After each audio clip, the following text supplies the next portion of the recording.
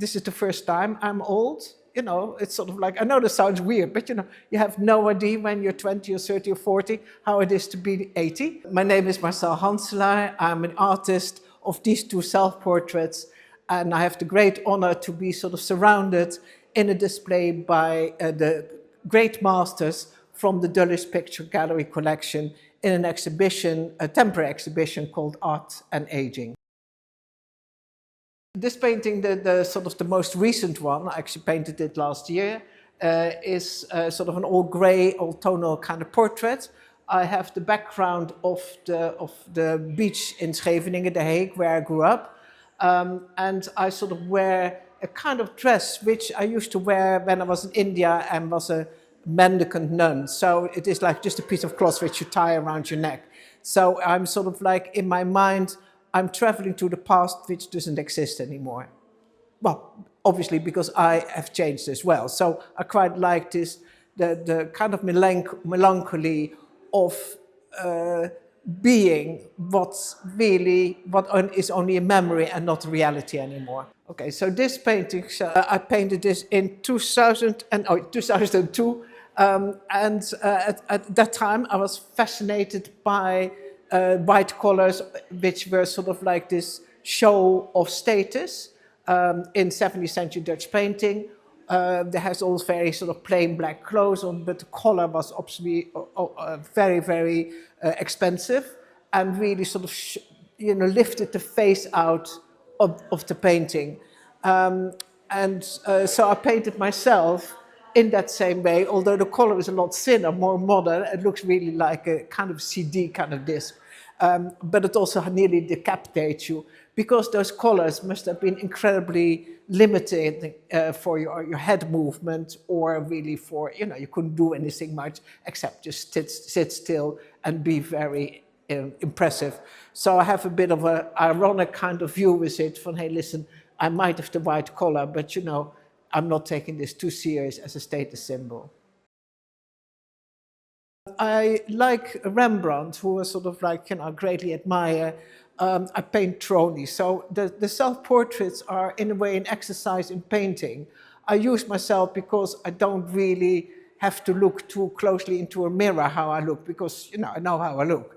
And so I can express really much more of an inner kind of state within the painting. So I think Rembrandt did the same. He sort of like, he wanted to paint expressions, so he used his own face for that, but also there are often statements of, say, a particular mood he was in. Like, sometimes he's the very successful young painter, and in other times he's a sort of like slightly disillusioned, tired old man. And I find sort of like, especially 17th century portraiture, especially from the Netherlands, is very, very, it's all sort of concentrated on the face. The bodies you hardly see. They have a little bit of a hand movement, but mostly, although they look static, they are not. I think there's a world of kind of storytelling within their faces, and I think they were particularly good at that. Well, I think it is sort of really interesting. First of all, I think to see how artists sort of like throughout the centuries deal with the fascination, but also with the subject of age. Like when Rubens paints his little daughter, and is fascinated by, this very, how a little girl, how a little child looks. It's very different in proportions, in skin tone, etc.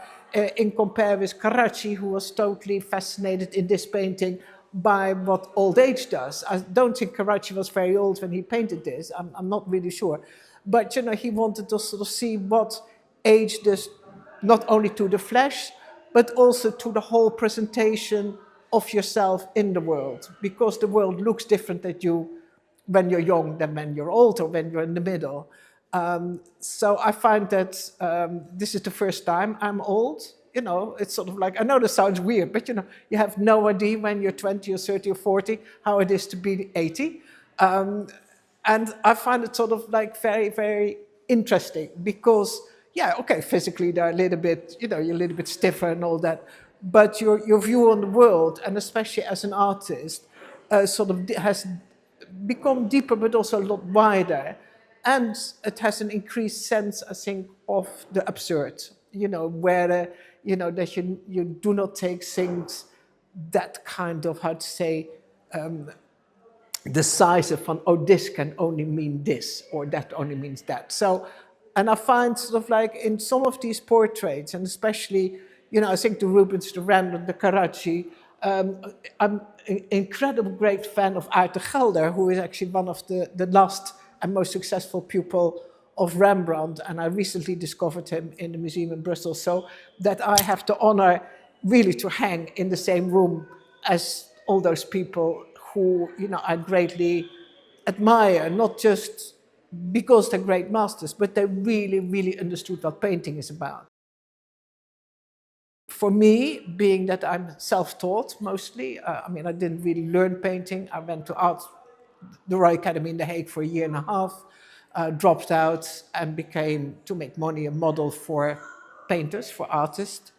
Model, lover, the whole kind of thing, of course. I was young, and that's what you do. And I learned painting just from sitting still. I saw them painting, how to stretch the canvas, how to look for the ground, I heard the teacher saying things. And slowly on, I started painting myself. And I still get ideas from the old masters, either in composition, in subject matter, in what I pick bits out. Obviously, I don't want to paint, or I cannot paint like an old master. Times have changed. But I pick out things which I find exciting and run with it in my own way, in my own kind of language. So this, I think, mainly is what this exhibition is about. And to help, I think also in different generations, to see how exciting the links are between, say, somebody who painted, say, 400 or 500 years ago, 300 years ago, and in the present time.